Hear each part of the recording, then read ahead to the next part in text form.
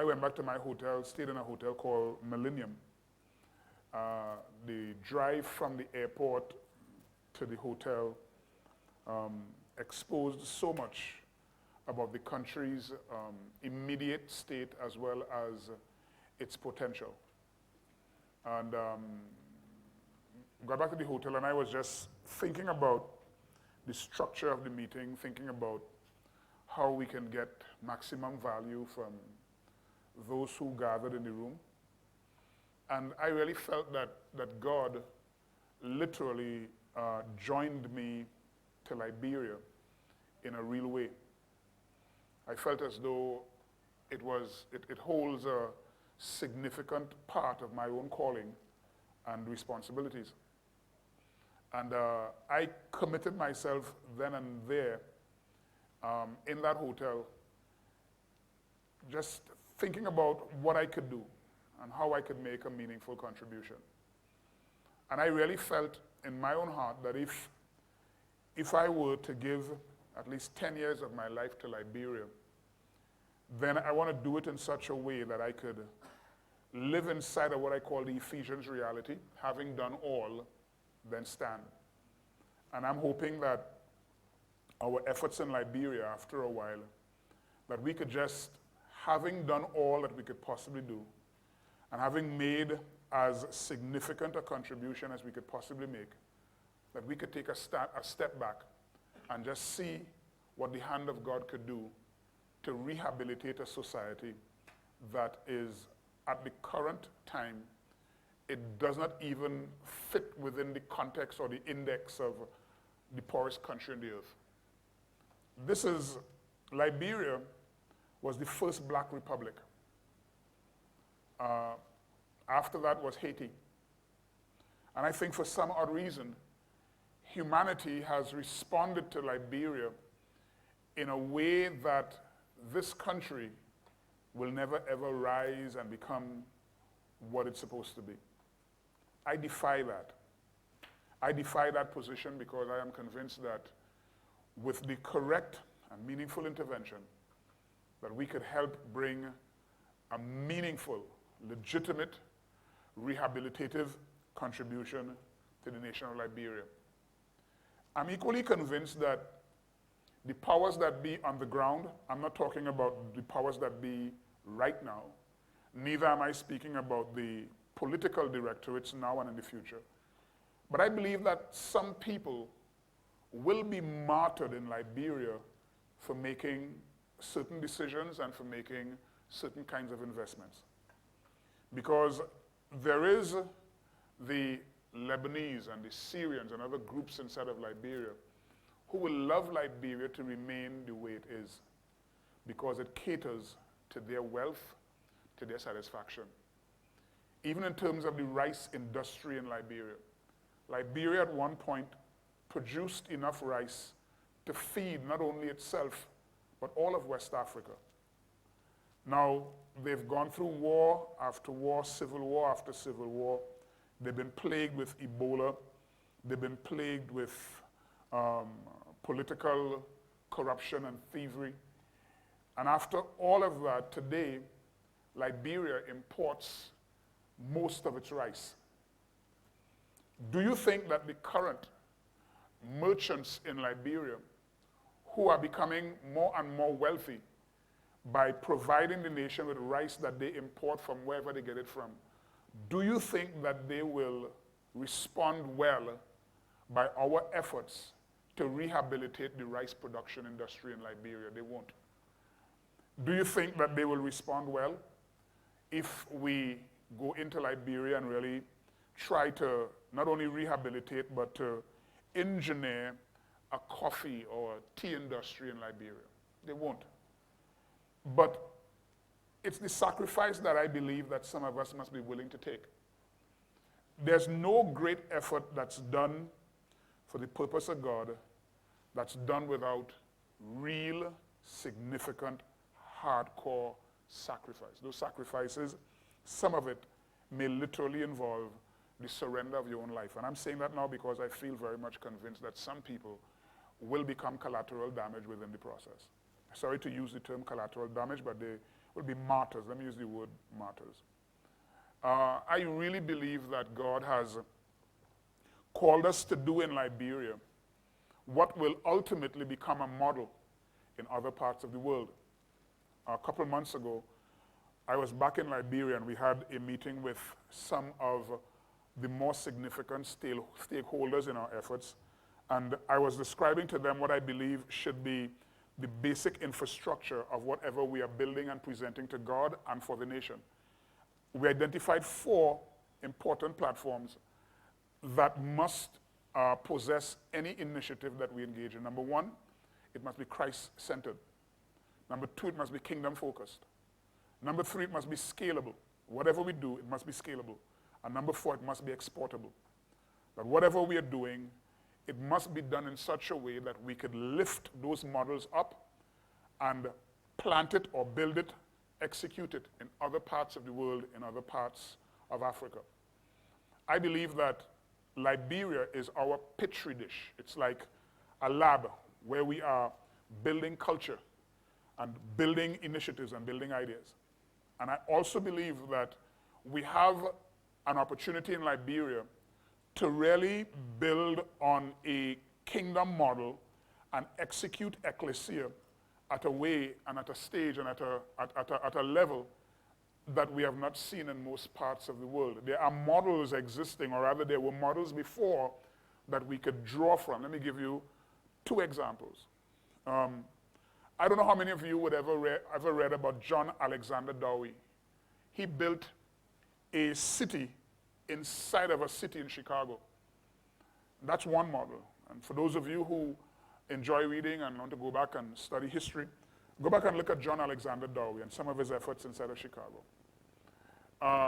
Another example that you could look at, we don't have the time in this session because there are some specific things we want to speak to. But look also at Hershey. I mean, I guess some of you here in Nairobi, you are familiar with the Hershey chocolate bar. But that Hershey initiative did not start with the intention for a man to make money. At the time that the city of Hershey, which is now named after the Hershey Company, it was one of the poorest cities in all of America. It was infested with crime. Almost every illegal, strange, and crazy things happened in Hershey. Until one man wanted to make a meaningful contribution. And he started making chocolate literally on his stove and sold those chocolates to help take poor children off the streets.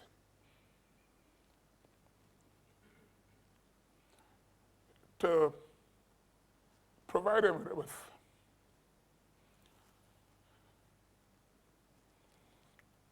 opportunities. That guy went on to take these kids from impoverished areas, poor families, and built a boarding school for these kids at a time when their own parents couldn't afford it. And he bought the best teachers from across America to provide these poor kids with an opportunity. Within a short space of time, Hershey became a global example of quality chocolate, but the guy really wasn't interested in making chocolate. Chocolate was a byproduct of the main objective. The guy wanted to rehabilitate his city. The guy wanted to provide opportunities for poor people. The guy wanted to at least protect the future of his society, that the little children who were living on the streets would not become criminals tomorrow. Those are 2 examples that I want you to keep in your mind as you think about Liberia. I don't see Liberia as a poor, dispossessed, failed society. I look at Liberia and I see opportunities on every single front. In this presentation this afternoon, I want you all to pay attention to a couple of things. And there are about 3 things I want to emphasize in this presentation. Number 1 is the Liberia, the rich continent, and the lies that have been foisted upon us.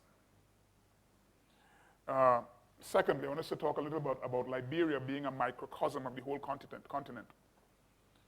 Thirdly, I want us to talk about how do we cure the Dutch disease in Liberia. How the natural resources in Liberia cannot be seen as a silver bullet, but how we can really look at the possibility of partnering to shift the human capital.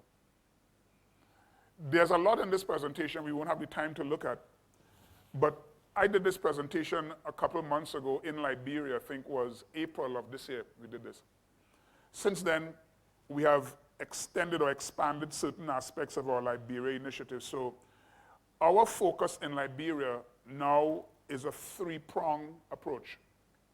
Three-prong meaning that we are committed to the indigenous Liberians. When I say indigenous, I know in Liberia it has the Americo-Liberians, and it has those indigenous Liberians, those who were never part of the slave trade who returned.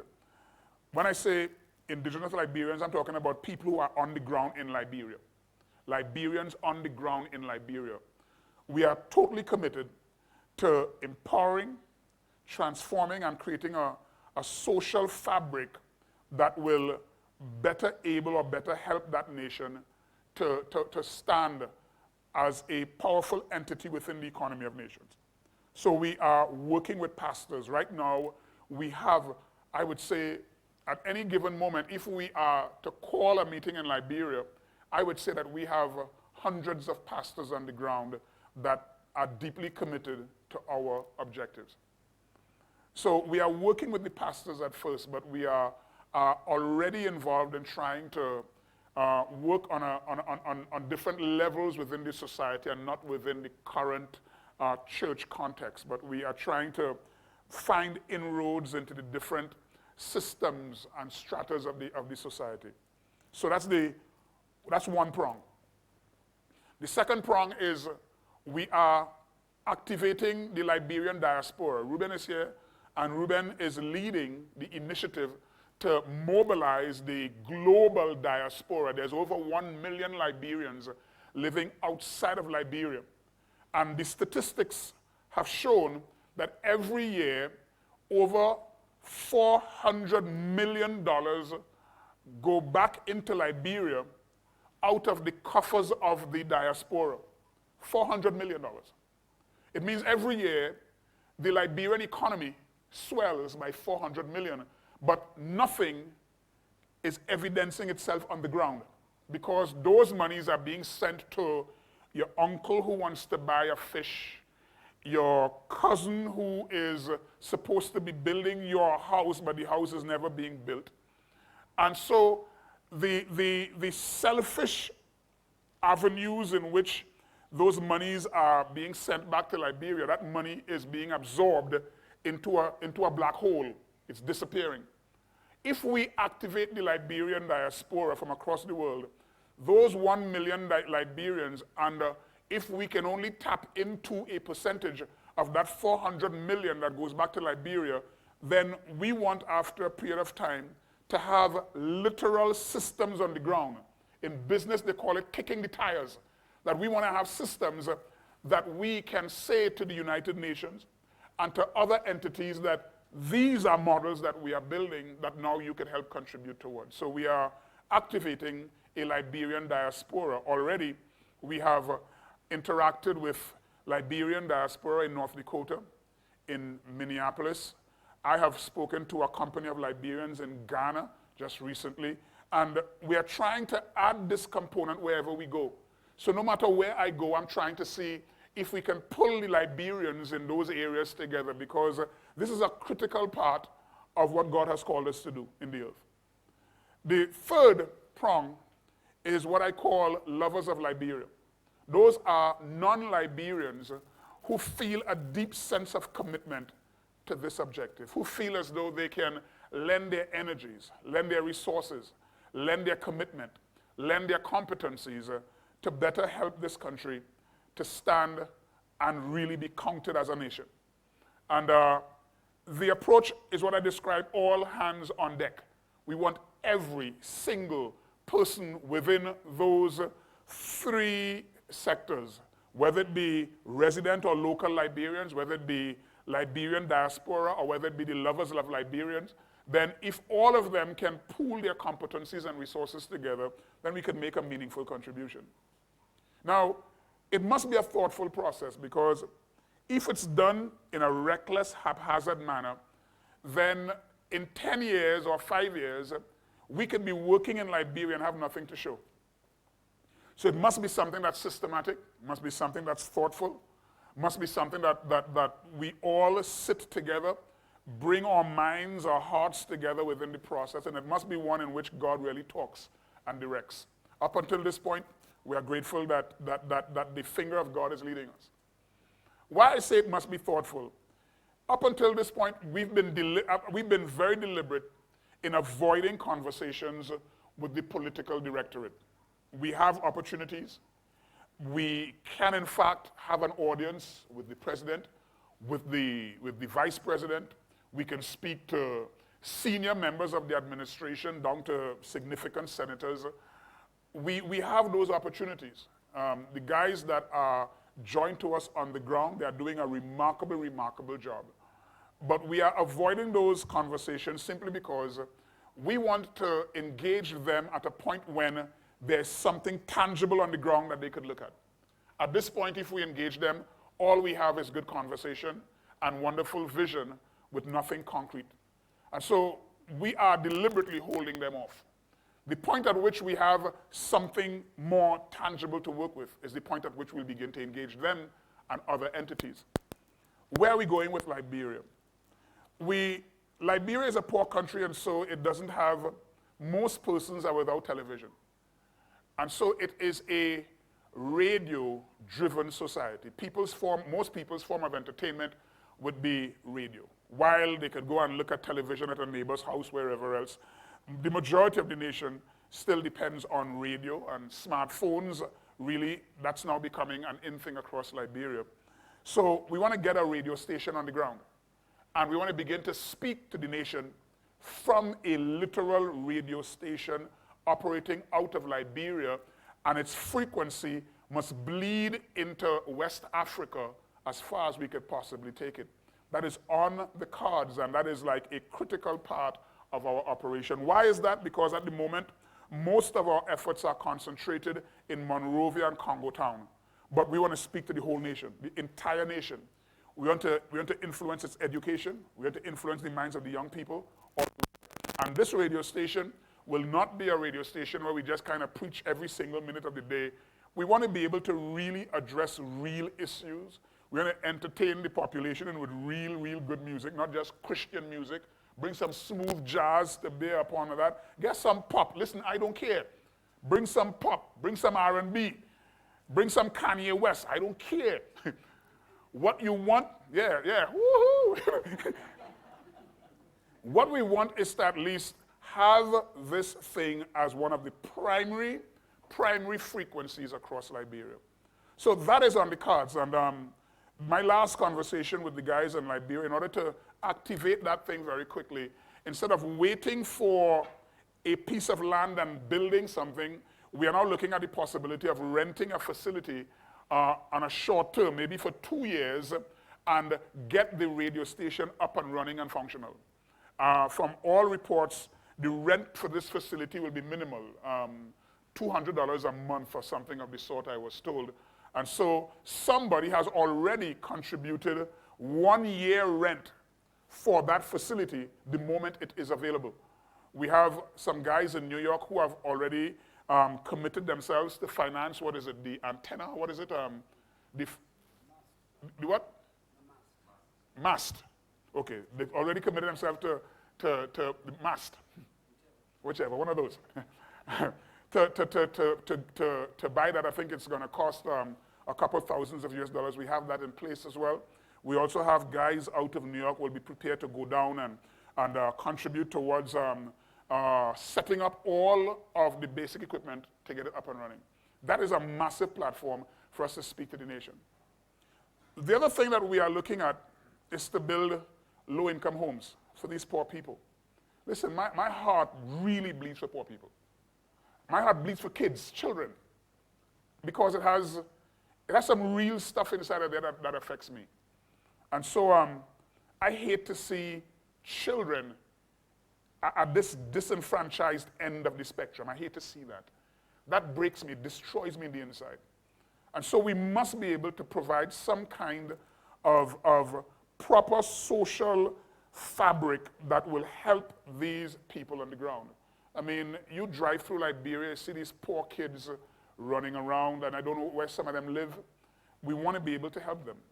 Their parents living in little shanties. We want to be able to provide low-income houses.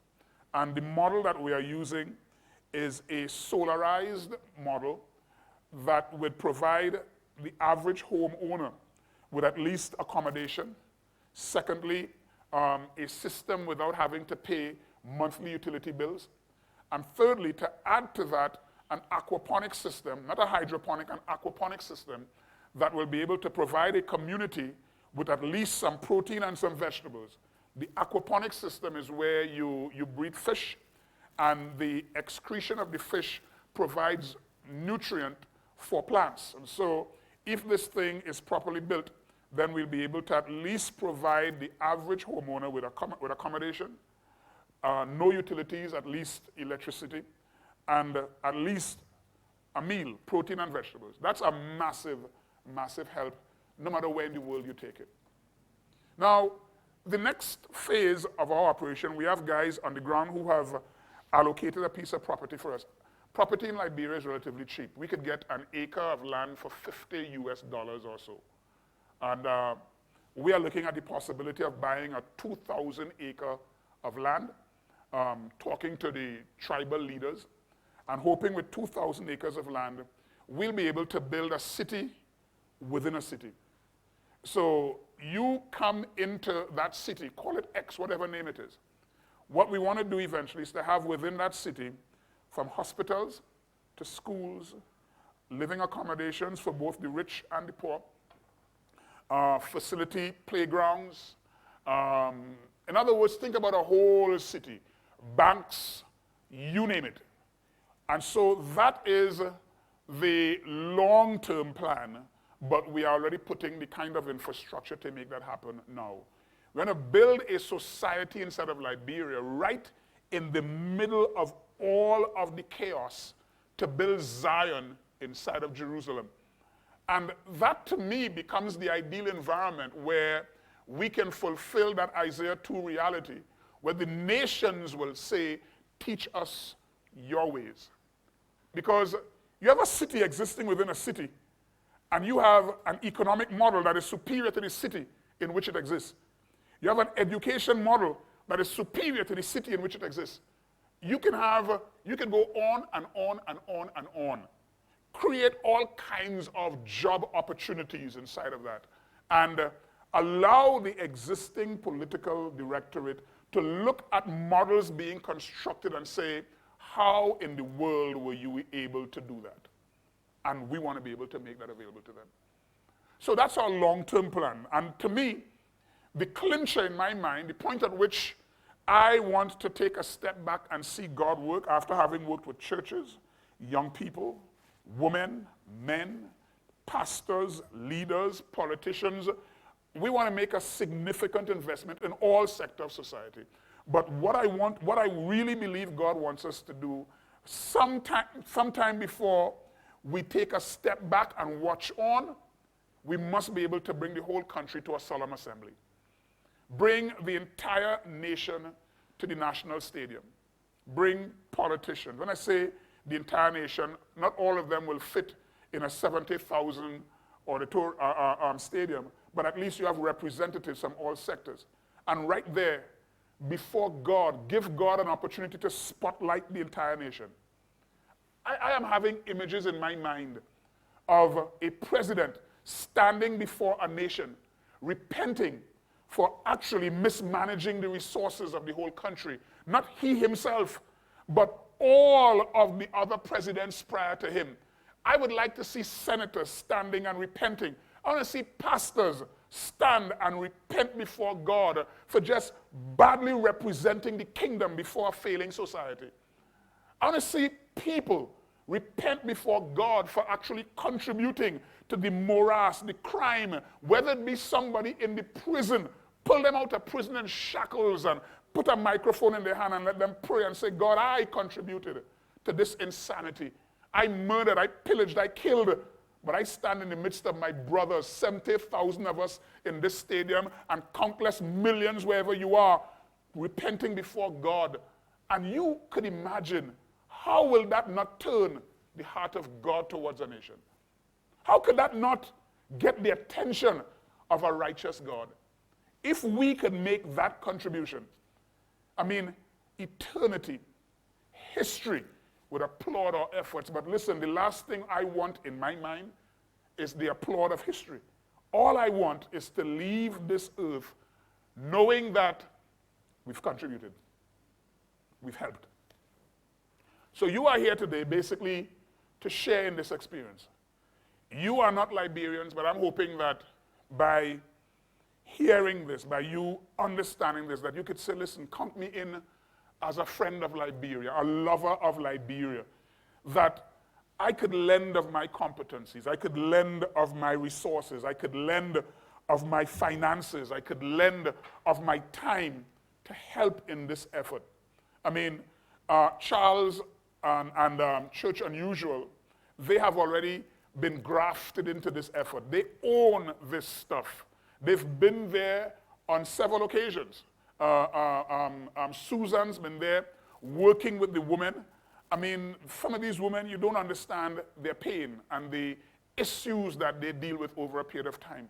And so Susan is leading the effort to help bring value back to those women. And that is something that she is taking that on as a personal mission and dream of her own. Church Unusual, they have the right to design interventions as they see it, because listen, I don't believe in micromanaging. I am not one of those who's trying to remote control people's efforts from a distance. That is not my standard. I don't believe in it, I don't subscribe to it. So anyone who joins in the effort, listen, there are so many other persons coming on board, and we could find place for you to fit into our efforts, that at the end of the day, no one will be micromanaging you. Once this dream is captured by you, the teams in which you will be working, you could contribute in all kinds of dynamic ways in order to make this thing meaningful. We want to rehabilitate the coffee industry in Liberia. We want to rehabilitate the rice industry. We want to rehabilitate, I think, even the sugarcane industry in Liberia. We are looking at the possibility of taking into Liberia a gas manufacturing system. It's a biofuel plant that we can get out of Canada. But when a couple of years ago I was in Liberia and there was no gasoline on the ground. And from what I was told is that they're importing gas from Saudi Arabia. And the people were actually pouring fuel into little bottles and then emptying it into car tanks. And I mean, one guy, imagine you are working all day and fuel is being poured into this bottle. What is the state of your lungs at the end of the day? So we have to take a biochemical plant inside of there that will be able to produce a significant amount of metric ton of fuel that will be able to supply at least the nation with oil at a cost that would help them. At the end of the day, while there are some aspects of our efforts in Liberia that we can monetize, we are not trying to deepen our pockets in none of these initiatives. Liberia is the petri dish. Our efforts in Liberia is predominantly social. In other parts of Africa, it may not necessarily be social. If we build other communities in other parts of Africa, we will monetize that. And we will put a full price or a good price to those efforts so that we could continue to do what God called us to do without having to dip into our pockets, because at the end of the day, there is a biblical position that no man ought to go to war at his own expense. And so we have to be able to build appropriate models where those who are at the forefront of the efforts, not just at the forefront, but who are involved in the efforts, that their efforts would not be taken advantage of. All right? That's okay as an introduction? Okay. Now, let's talk about Liberia and the whole continent of Africa, right? Now, this continent is wealthy. If you don't know, take a look at this piece of graphic here. Now, inside of there, it has all kinds of different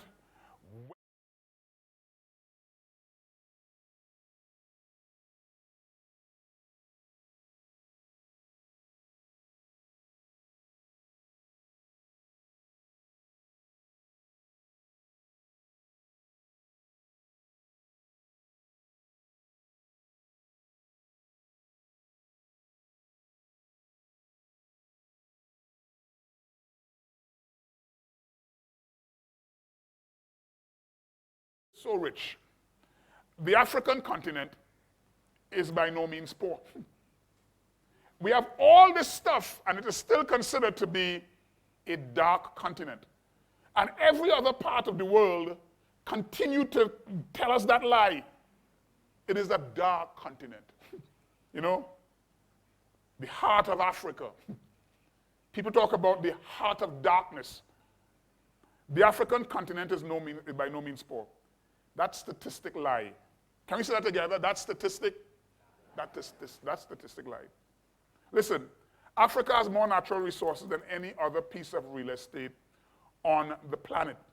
Its arable land is mineral rich because it remains in most parts of Africa uncontaminated from petroleum-based pesticides and harmful antibiotics.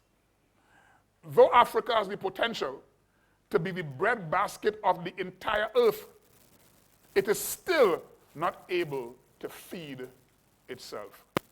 And that's unfortunate. This continent has enormous amount of wealth. Now, why is that so? Now, that's always the important question.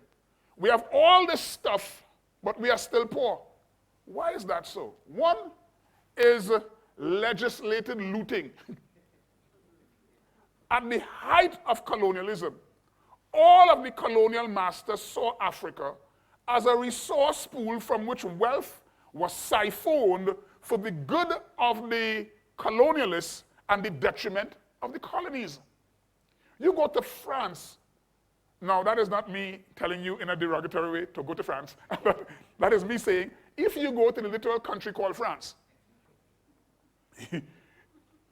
you would see, I mean, the country was literally built off the resources of all of their colonies.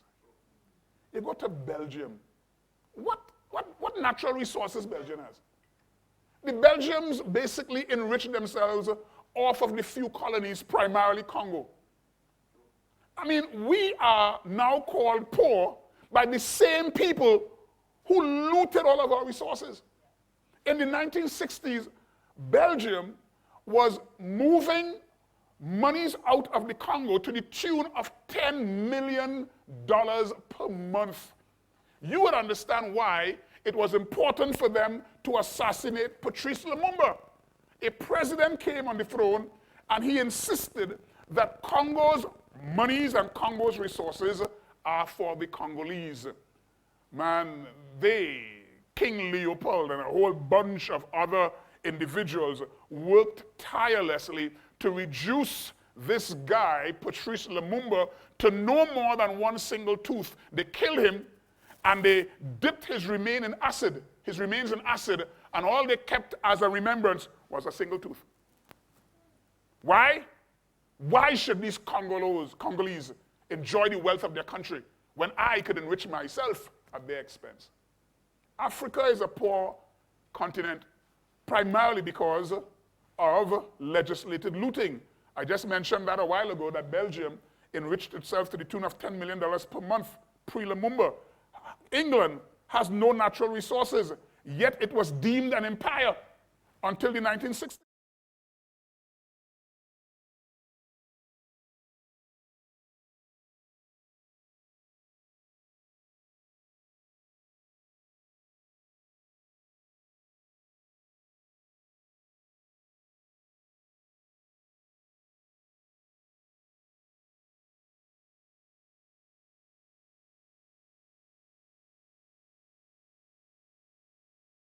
Loop continues to this day. Listen to this piece of information here. All of the French colonies experienced independence in the 1960s. However, before France conceded to the demands of independence, they engaged in a final act of pulling wool over the eyes of the former colonies. France instituted a system called compulsory solidarity, which obligated their former colonies to put 65% of their foreign currency reserves into the French treasury, plus an additional 20% for financial liability. That means that these former French African colonies only had access to 15% of their own money. And if they desired more than the 15%, they had to borrow it from the French at a commercial rate. Now listen, there is no way that any institution could square that circle. How in the world can these nations ever rise to first world status when the deck is so strongly stacked against them? That is French. Now, you can understand the hypocrisy of the developed world. They stole your resources. Then they turn back and call you a dark continent. Shame on all of them. Listen, the statistics lie. The world continues to plunder Africa's wealth to the tune of billions of dollars per year, including your resources here in Nairobi. The oxymoron of the century. You are deemed poor by the very ones who are walking with your cash register in their hand. That is oxymoronic. More wealth, understand this, more wealth leaves Africa every year than what enters into it, by more than 40 billion US dollars per year. You thought that missionary organizations and all of these donor institutions and United Nations, they all bring money to poor black Africa. Listen, those statistics lie. More wealth leaves Africa every year than whatever enters into it. Listen to this. The Guardian newspaper of England published an article on May the 24th, 2017. The article was titled, "World is Plundering Africa's Wealth of Billions of Dollars a Year." Listen to this. African countries received 162 billion in 2015, but in the same year, 203 billion was taken out of the continent. Now, who's helping who here? In 2017, Tim Jones, an economist from the Jubilee Debt Campaign, noted that illegal movement of cash from Africa to the first world accounted to 80 to 68 billion, 3 times more than the 19 billion Africa received in aid. So it has money here, you know. It's just that some people know where to get it and know how to move it. The statistics lie. In 2015, African governments received 32 billion in loans, but paid more than half of that, 18 billion, in debt interest, with the level of debt rising rapidly. The prevailing narrative that the foreign aid from which countries is helping Africa is misleading. That is a lie. The prevailing narrative that foreign aid from these rich countries is helping Africa is misleading. The continent has enough to take care of itself, but its resources are being exploited and hemorrhaged by the wealthier nations, corrupt politicians, and corrupt businessmen. Now, that is Africa in a nutshell. Liberia is a microcosm of all of Africa. Now, we gave you a map of the resources across Africa.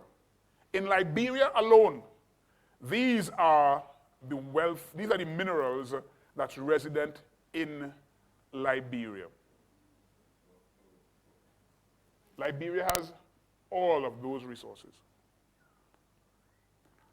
Now, in the natural, there's no reason for this country to be so poor. No reason. All of those resources are inside of it. Copper, bauxite, lumber, gold, diamond, rubber, iron ore. I mean, They have all that stuff in it. Now, while enormously rich in natural resources, the country has failed to effectively distribute its resources to the good of the citizens. The circumstances that contribute to national scarcity are primarily self-inflicted because there's more thievery and corruption in Liberia than anything else. The national predicament cannot be corrected by finger pointing, but by mirror looking. We could sit down here outside of Liberia and point a finger back to Liberia, but this is the question. How much of that finger pointing will correct the problem? We have to now start to see how best we could contribute towards its rehabilitation. The national sense of distrust, thievery, and a grappling for ethnic dominance, the overwhelming state of corruption, gross mismanagement, an economic model that is more extractive and less inclusive, centralized administration that caters to the elite, vast disparity between the rich and the poor, which is welcomed by the rich. These are some of the contributing factors to the problem on the ground. A neutered church that fails in its responsibility, providing a religious plaster for a terminal condition while failing to ameliorate in the midst of the morass. All of that is contributing to the problem.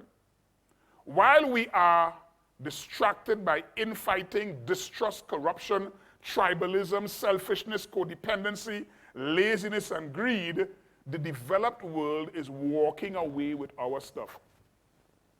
You know, that's the art of a magician. He distracts you here, and he take all your stuff there. Distraction. Now, what we have left is an obvious travesty.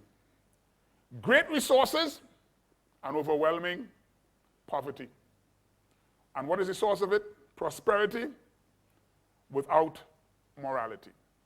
Now, by our paradigm and actions, we have given oxygen to James Freud. Now listen to this quote here. When I say our paradigm, the way in which we respond and the way we Liberians or lovers of Liberians or the Liberian diaspora, our basic response to the Liberian problem, all the infighting, remember I said a while ago, while we fighting one another and we jockeying for position and stealing among ourselves, the wealthy nations walking away with our resources. Listen to this guy, Jim Freud, an English historian. Hear what he says. Listen to this. The worst enemies of the blacks are those who persist in pressing upon them an equality which nature has denied them. If they, the blacks, are raised to a position for which they are unqualified, they can only fall back into a state of savagery. Now, this guy basically saying that black people, they were never ordained to stand as true leaders and rulers. And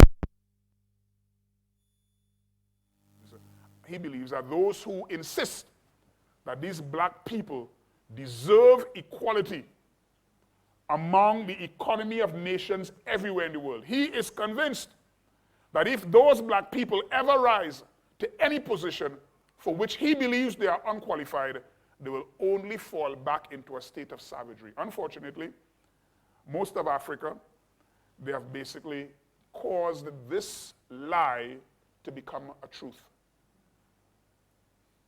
Civil war has ravaged Liberia year after year.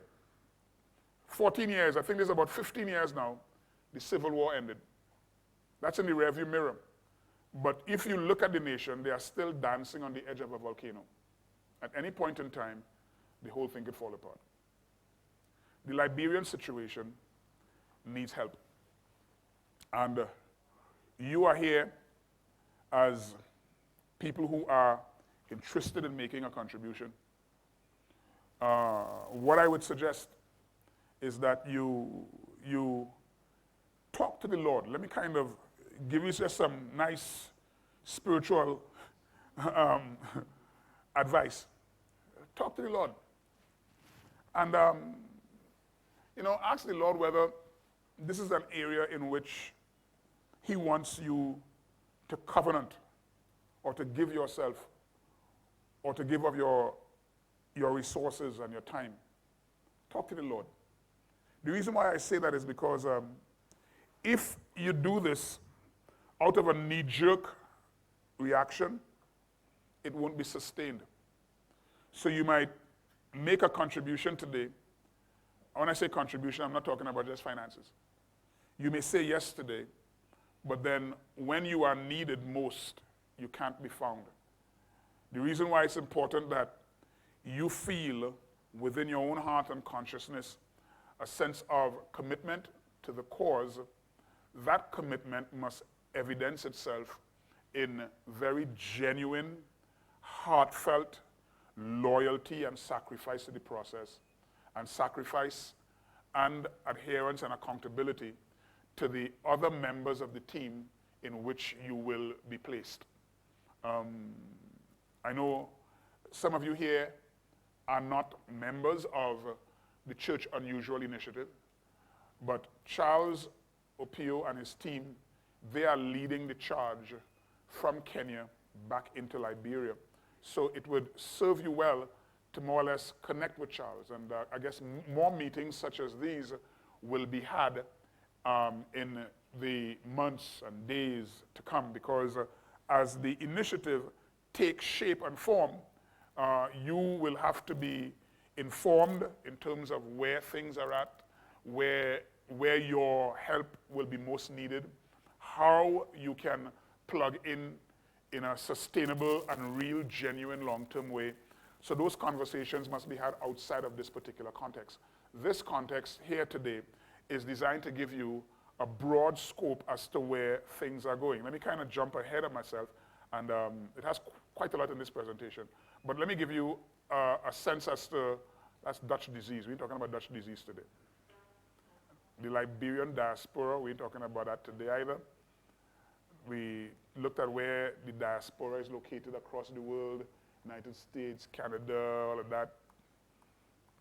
All that we talked about in other presentation.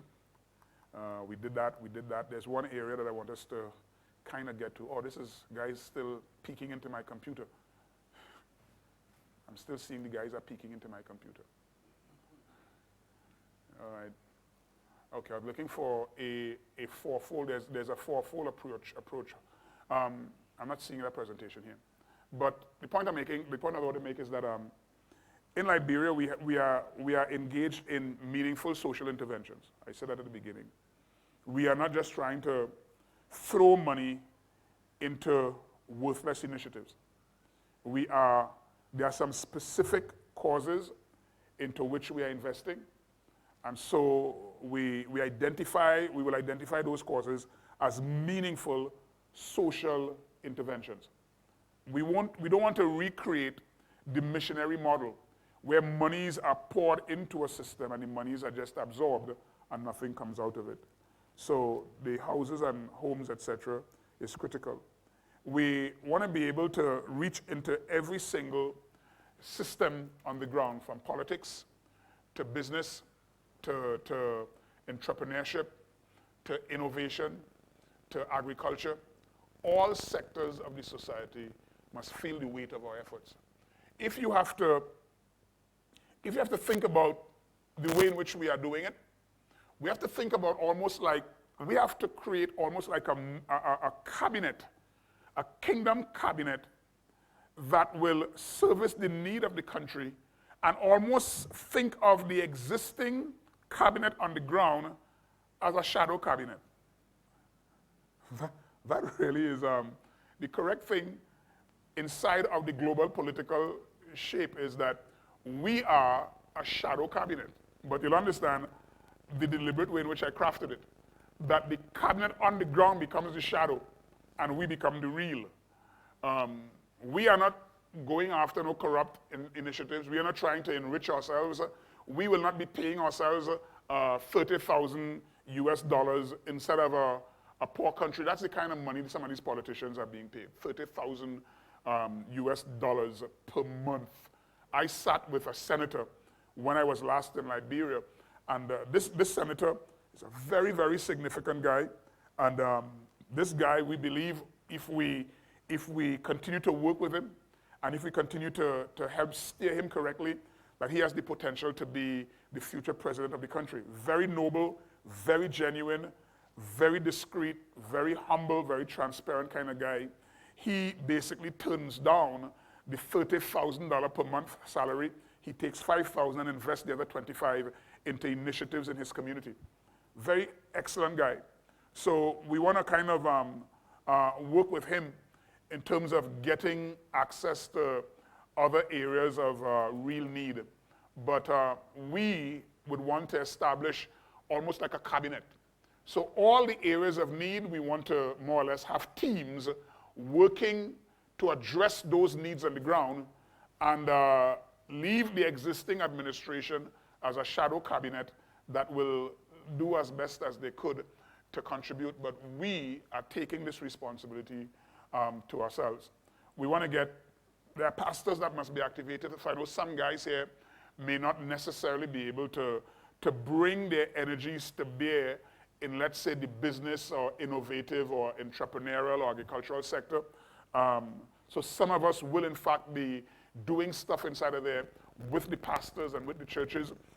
Ken, your name has come up several times. I respect the world out of which you operate.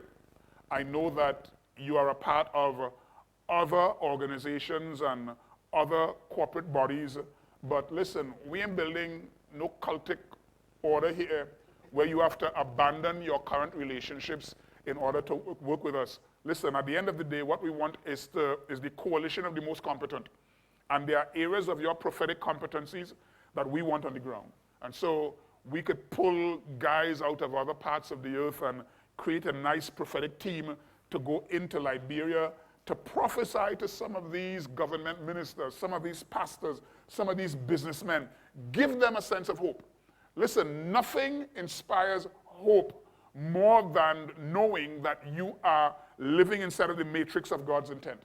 And some of these people, you wake up every single day and you are looking at hopelessness. A prophetic word lifts the average man's gaze beyond the obvious hopelessness to a dream that is bigger than what is immediately in front of his gaze.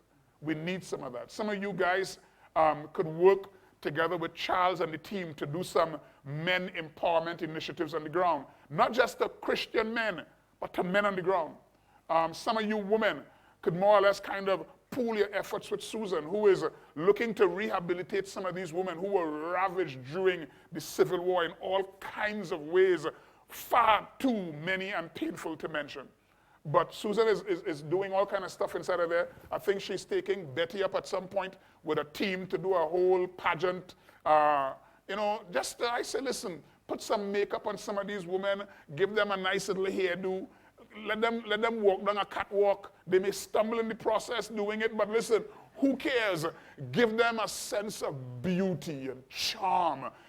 Bring out that inner glow that some of them could never ever see. Maybe some of them never saw themselves as beautiful as they really are physically. Provide them with an opportunity to say, wow, I look so wonderful. Do you know what it feels like for a husband to sit there and see his wife that he maybe has never seen looking so gorgeous, walking down a catwalk? He might catapult and be totally transformed in an instant. But what we want is to provide the society with hope. Now, these are just some of the little ideas. You may be saying, well, you want to do a fashion show in Liberia? Good God, it have bigger things to do. We know that. The bigger things will be done too. But listen, to inspire hope, sometimes you don't need to do some big, tectonic, overwhelming thing, The little things. Sometimes sitting with an individual and offering them your time to hear their pain might be as transformational as a conference and even more, So don't minimize the small things that we are dreaming and thinking of. And the value of you coming on board, the benefit that you bring by being a part of a team is that you could bring your ideas to bear. You could bring other ideas. You could tell Betty and you could tell Susan, here is another idea. What about doing this? What about that? Bring your ideas to bear. There are leadership conferences. We want to do schools on the ground and bring some of these leaders to a more expansive view of the purpose of God, that they will no longer be involved in little religious activities in an environment that really requires a stronger church. There is a broad spectrum approach for Liberia that really requires all hands on deck. This conversation is to ask you to become a part of the all hands on deck. Is this okay for you guys? I think we have Ruben here, and I think it might be good if Ruben could make a comment or two, because Ruben is Liberia. I want you to see in Ruben not just a kingdom colleague and someone who is one of our brothers and being here out of North Dakota, but I want you to see inside of Ruben a site of Liberia. So I want you to kind of listen to Ruben here for a while. So, Mr. Duncan, is that my time still? Oh, okay. Mr. Duncan. Oh, thank you, sir. Hi, guys. Yeah, I'm excited what Andy has said. Andy has more taught for Liberia, has empowerment enough to work with us in Liberia, and I want to say thank God for Charles, who took a visit and then went back there. But as you've seen the presentation, nothing much to add. Like people on the ground, what I'm puzzled about is only the foreigners look richer than the citizens of Liberia, and that model is wrong. Mm-hmm. We have a rainforest. Like you said, everything grows in Liberia or fertilizer. You throw seed, it grows. We got 6 months of rain. We got rain and dry season. So it's constant. Nothing changes. So we thankful to Church Unusual and guys like Michael, like I was talking to, Henry, and the crew that went behind me, that was in the States at that time. I want to bless God for you all. And I think I said enough. Okay, Ben. Yeah, Ruben is, we started our efforts in Liberia through Ruben Duncan. Ruben is now based in North Dakota. But the path, sometimes God leads you through all kind of weird tributaries. The path to Ruben Duncan started with him being in a refugee camp in Ghana. During the Civil War, he found himself in a refugee camp. And while there, he took a bus to a conference in Nigeria, got up to Nigeria, and got an audio cassette of mine. I think was it some kind of Reformation landscape. You always talk about Reformation landscape. And he got a copy of a cassette. I mean, they don't even make cassettes anymore, man. Good Lord. Cassettes are cake. Some of you in this room don't even know what a cassette looks like. But he got a copy of a cassette of from a meeting I did in Nigeria. And that led him on a search. How much? Is it 15 years? 15 years Ruben been trying to find me. 15 years. 15 years. Then he stumbled across some video that I did in Dubai. Then he reached out to the guys in Dubai, got a Twitter account. Is it a Twitter, one of those accounts? Skype, got a Skype information he sent me. I just see this strange fella asking to talk to me. Some strange character asking to talk to me. So I called him, and he was surprised that I would call him. I called him and I said, yes, my name is Anderson Williams. So we had a conversation, and in the conversation, he said, I'm from Liberia, and I think I started telling him about what I know of Liberia. He said, you know a lot about my country. I said, yeah, I'm required to. I said, we need to do something in Liberia, and that's where it all started. I mean, when you think about it, that whole intervention in Liberia started from him being in a refugee center in Ghana. And God took him to a conference. He said that he was in this conference, and he got a cassette, and it started from right there. So that's some of the things we are doing in Liberia in a nutshell. Any questions, anyone? Anybody wants to ask a question, want to get some clarity on any matter? This is an opportunity for you to do so. Anyone? Question, comment, feedback, rejection, interjection, disputes? You want to have a quarrel, a fight about these issues? I am ready for all of that, you know. I'm ready for all of that. Any questions, guys? No questions would mean that you understand every detail of it. Are we good? Yeah, there's a...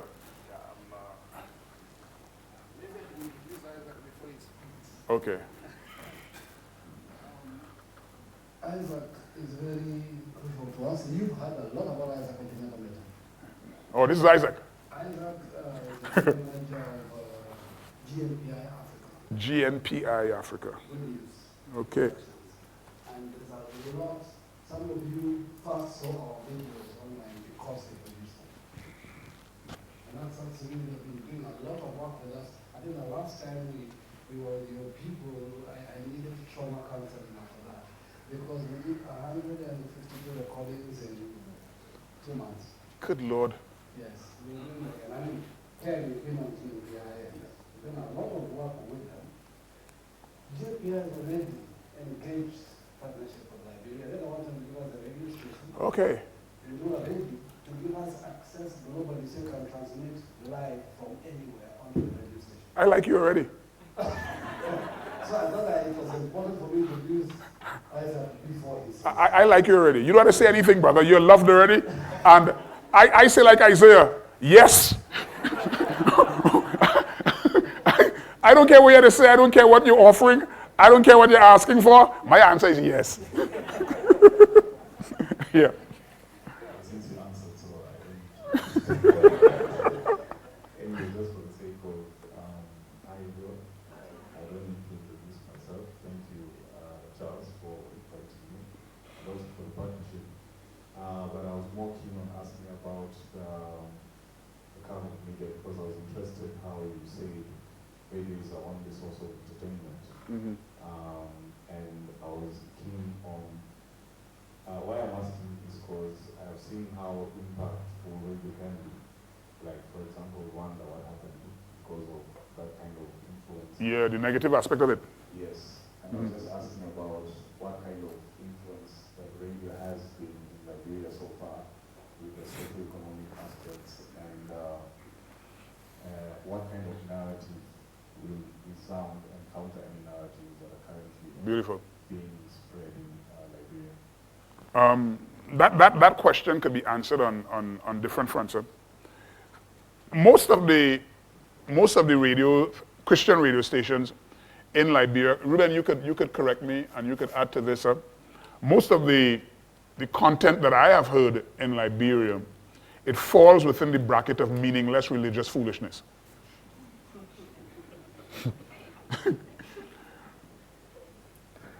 Sorry to be as straight as you could ever imagine, and if anyone is listening to this program on YouTube and maybe you have content in Liberia, maybe I didn't hear your content, I'm sure you have greater value there.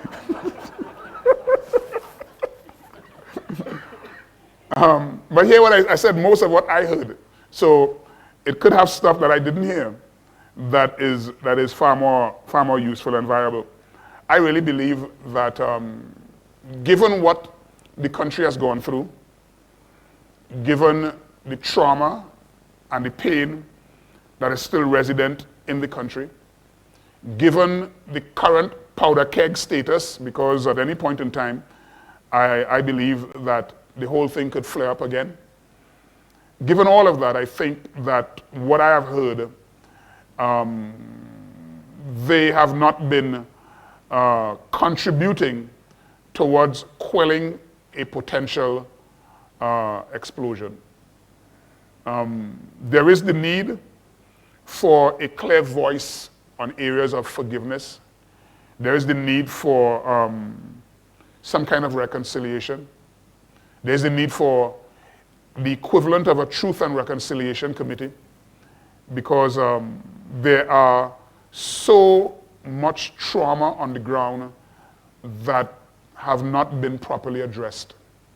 And as long as those things remain to fester, the pains are allowed to fester, then what you are doing is almost like arming a future murderer, someone who would retaliate at some point. What is required on the ground and what radio ought to sound like? I think the other thing that I think that I've heard on the radio in Liberia, it is becoming a more informed society. There's a lot of political programs where people are very open in expressing their agreement as well as their disagreement with some of the policies of the existing administration and some of the previous administration. But some of those I find to be quite useful simply because it creates a more informed society. But I still am of the view that more could be done and more could be said. Whether I have or we in this group have the absolute solution to a model that can really help, I don't want to say yes we do, neither do I want to say no we don't. I think that the future initiative will call for a certain level of dovetailing of efforts and the joining of forces with people in this room, out of this room, beyond this room, where collaboratively we could create a correct intervention, radio intervention, that will be really able to help in the long term. The young people, most of who would be 20 years old, or let's say 30-year-old young men today across Liberia, 15 years ago, they were child soldiers. At the age of 15, they were raping, and they were destroying villages and killing people. I don't know, I could only imagine the thing that exists inside of that person's consciousness at the age of 30 who maybe walks the street today simply because they have not been discovered as one of those who contributed to the trauma. But I don't know, and I could only imagine what is happening inside of individuals like those, but they could be numbered among the members of our church community. They could be numbered among different groups that we are currently speaking to. They could be numbered among those who would be listening to our programs on the radio. We have to find a way to help them. We must be an instrument of rehabilitation, amelioration, transformation, and real development within the society. At the moment, we have not even put much thought into program content. I have only voiced it in terms of saying what I think our content should sound like and look like, but we are yet to start to put all those things together. I guess once the guys on the ground could identify, let's say, a startup point, then I think we could begin to action many of the areas. And I would not like for us to start talking about actioning certain things a month before. We have to apply the Noah dynamic. We have to build for rain long before the rain comes. So the thought is out there. We've been throwing it out. We've been tossing it around. We've been throwing it up before the Lord. But I guess your expertise and your competencies and your knowledge of that particular industry would be invaluable in going forward. I have a brother who has worked as a program manager and a station manager in one of the more popular radio stations in the Caribbean. And so I've already commanded his competencies in this effort. And so the moment we begin to action these things, he would be available to work with people like yourself and others in order to really provide a content that will be suitable for that context. And that is important. And I think what I've just said is critical, that we have to create a content that is conducive and literally appropriate for that context. We have to speak to those situations that are germane to that environment. All right? That's a good question, yeah. Good afternoon. My name is Michael Loy.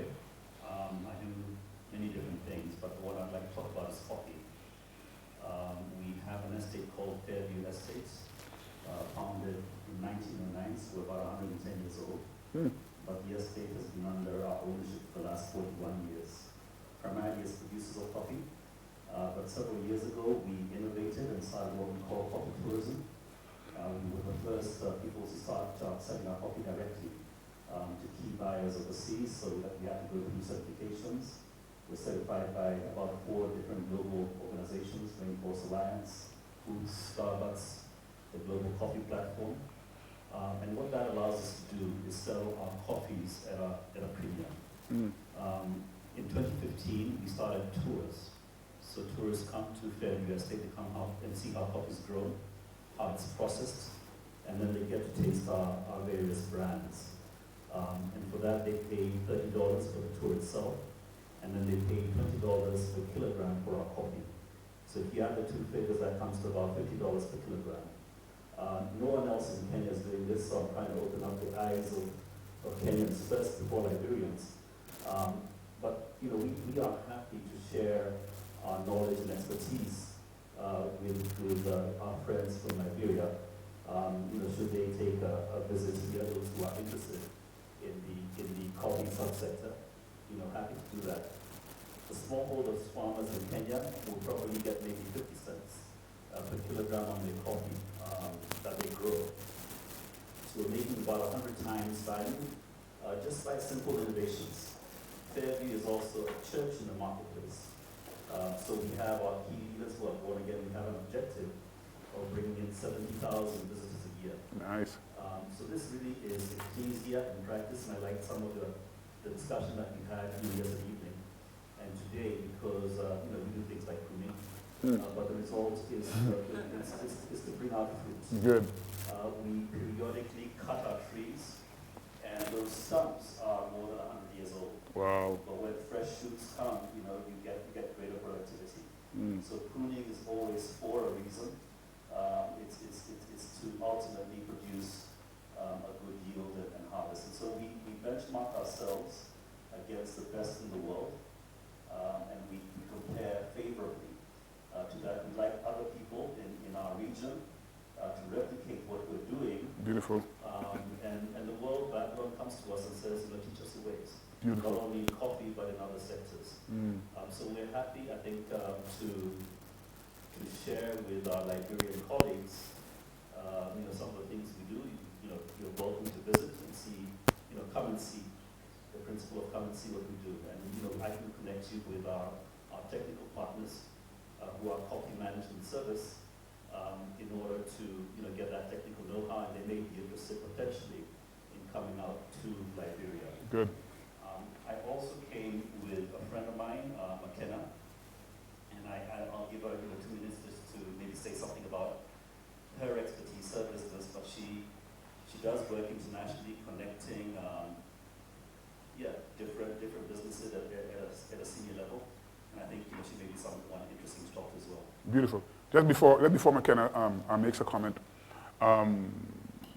when we were in Liberia, we did a 1-week school last year, October, and we had several coffee farmers in Liberia that we had a conversation with. And I think that what we learned is that there's a distinction between a coffee farmer and a coffee roaster. And you could farm it, you could produce it, but the product is still not yet exportable unless there are certain criteria met. But I think what you are offering is important. It means that we can now have a conversation with those many coffee growers back in Liberia. And I think the Liberian context, because I know that there are certain conditions that will contribute to quality coffee. I know that in Jamaica, the region of the world that I came from, the Blue Mountain coffee is considered one of the best in the world because, again, the conditions, the climatic conditions, etc., contribute to that.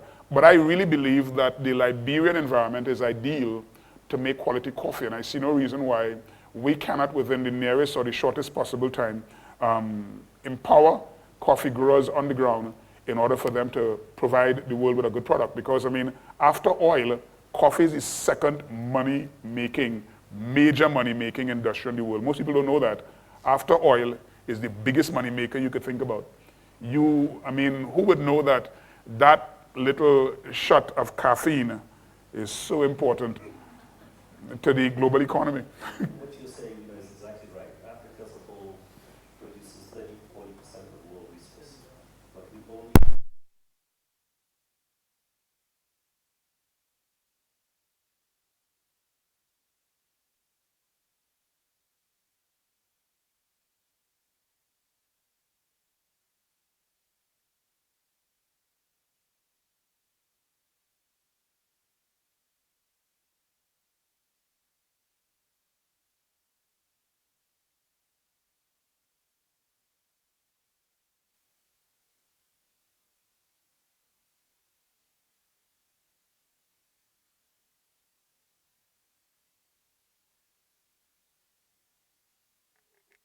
To get away.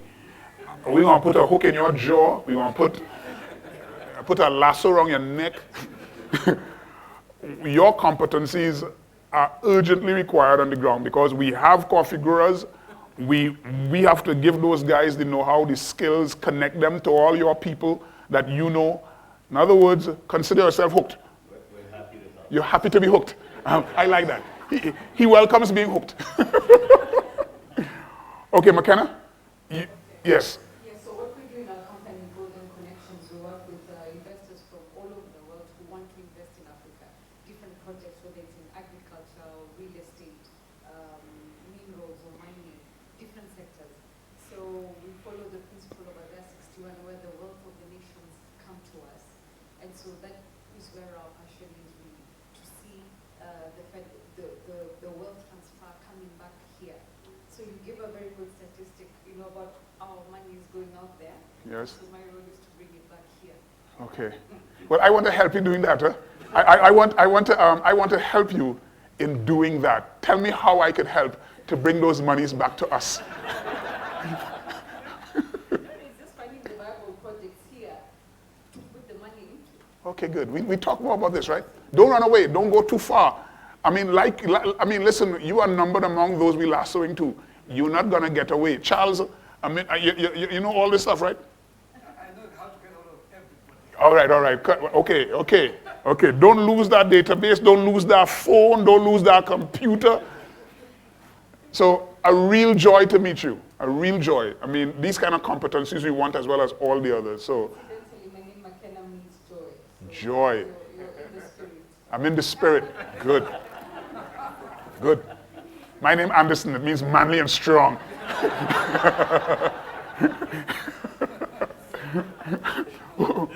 Who's next? Who's next? No more questions? No more comments?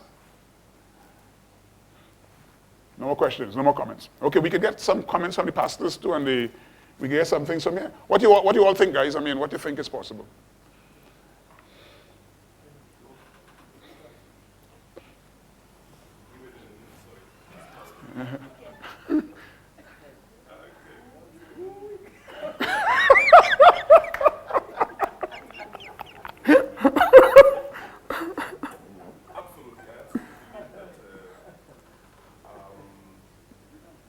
I look at it as an opportunity, especially for us.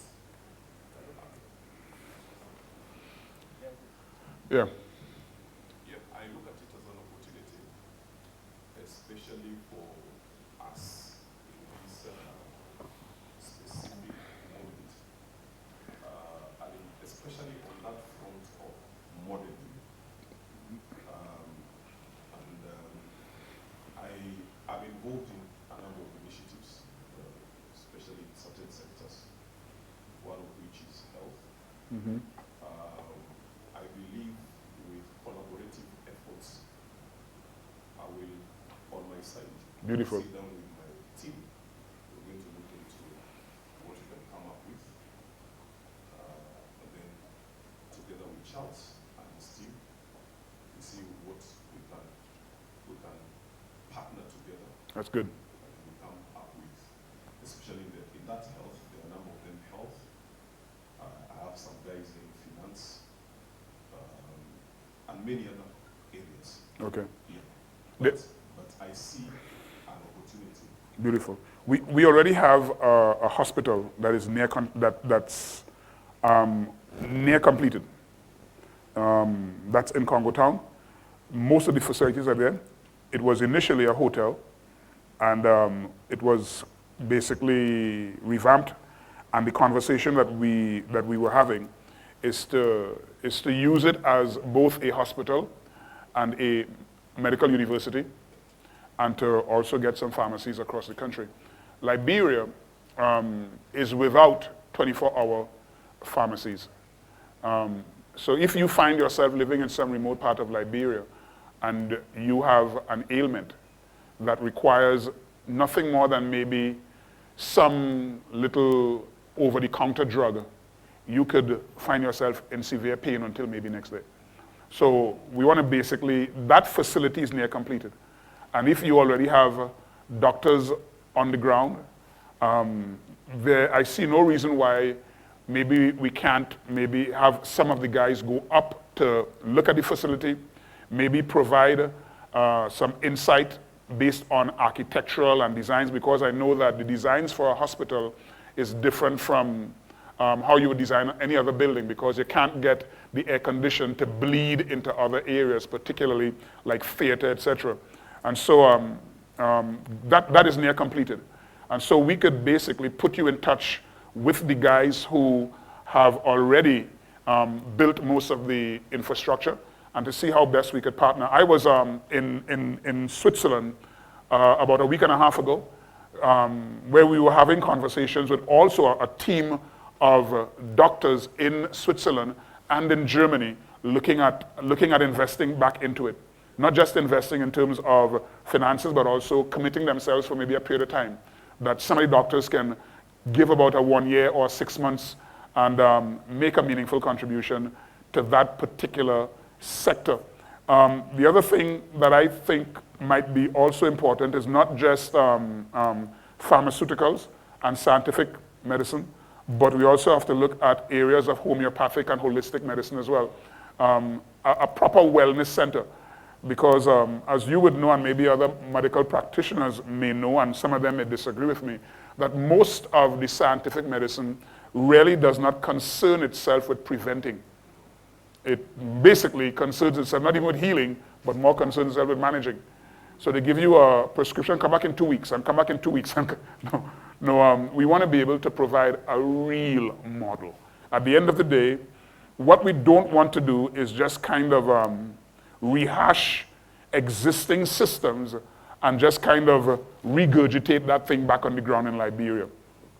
We have to be able to improve on the model as best as we can and make it something that really provides superior wellness and healthcare that, again, the nations must say, teach us your ways. We see no reason why you can't incorporate the two. The advantage we have in Liberia is that some societies are so well built that in order to get things done, you have to go through so many different loops to get to it. With Liberia, what you have is almost like a virgin society. And so while there are some bureaucratic hurdles to cross, they are not as numerous as would exist in societies that are far more dynamically built and constructed. And so the kind of stuff that we may not be able to do in some parts of the world, we can do it. But whatever we are doing, it has to be above board, had to be superior, had to be God-ordained, kingdom-focused, and really above the standards. So we could connect you with the medical guys. I think yesterday we had a brief interaction with some people in the education sector. So those are things that we can definitely plug into as well, right? One other question, one other comment, and then we are here. Okay, we have 2 questions. But we have 2 questions, and I've been given a 5-minute card. I have 5 minutes to stop, so we have a 5-minute card. So, yeah, David. More comments. Yes. Having been to Liberia with the team, Liberia, we saw Lebanese and Chinese who have an extractive model, and I think it's good to say that even as we go there, is to have that genuine partnership. because we have family and friends in South Africa. Genuine nation-to-nation exchange. But you see what's happening in South Africa is the locals there feel that that which is theirs is threatened by the external force. Yeah. So from the beginning, that partnership, where sort of competitive sort of engagement needs to be clear. Yeah, that's good. That's a good comment, David. And so we will have to search out relationships. And understand this, that this is a kingdom model. This isn't a church model. And this is not where we go in there with a religious persuasion, do not be unequally yoked with the unbeliever. As a matter of fact, there's a lot of believers that will cause more unequal yoking if you work with them. We had to be significantly wise. We had to be incredibly discerning. We have to give God the right to lead us in a real way, so that when we partnership, there are some Christians we won't partnership with. There are some believers on the ground we won't partnership with. But guess what? There are some people who are not Christians we may partnership with too. So we are not going in there with blindfold on our eyes and with a bunch of little religious quotations that cannot be held up to proper scrutiny. We will do what we have to do right, appropriate. We will give God the honor in all of the different steps that we take, and we won't act in any injudicious and reckless and thoughtless manner. All right? Okay, one other comment here, and my 5 minutes will be up. Am I still within the 5-minute period, or are we done? It's done. Okay, it's good, we're good. Okay. As I'm looking at this model, I'm just thinking, I'm seated here and I'm a very competent mechanic, or I'm a very competent... I like your humility. Without saying so much about it. I'm very competent maybe in an area, maybe like I do baking or I do outside catering. How would I fit where Liberia is concerned? Listen, there's room for all skills and all competencies. And I was just being facetious when I said I like your humility, but I celebrate the fact that you could identify the areas in which you are most gifted and competent in. And so just what we will do eventually, I think that is already in the making and train. It's like a skills bank.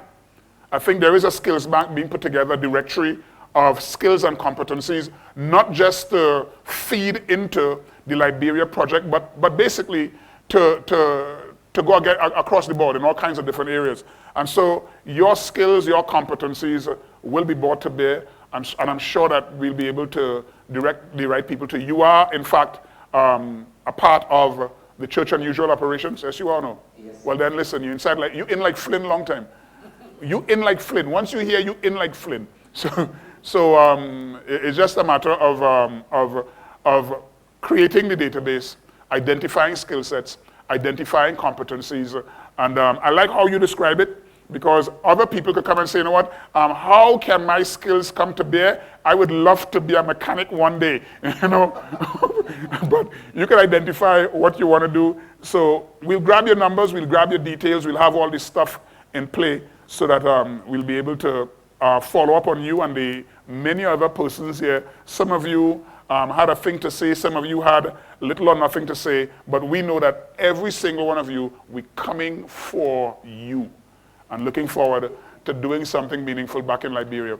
My final comment, because I have 1 minute remaining, which really by now is about 30 seconds, but listener, I've been coming to Kenya for years now, and I really believe that Kenya, and particularly some of you in this room, you have a calling that goes beyond the boundaries of Kenya. And this provides a remarkable opportunity for us to step out of the pigeonhole of Kenya and begin to make contributions beyond the narrowness of your own immediate space. Now, do you understand? When I say the narrowness of your immediate space, I'm not saying that Kenya is small and insignificant. What I'm saying is that the dreams you carry, the vision you carry, And the nature of the call upon your life is far bigger than you being a spokesperson inside of Kenya. Some of you, your voice really needs to be heard beyond the boundaries of Kenya. And so this becomes a remarkable opportunity for you to speak to an audience bigger than Kenya. So thank you very much. Thank you very much for being a part of this conversation. And over to Charles. Wow, thank you, Andy. I guess for us, it's you, Liberia became like our place of operations. It's almost like home.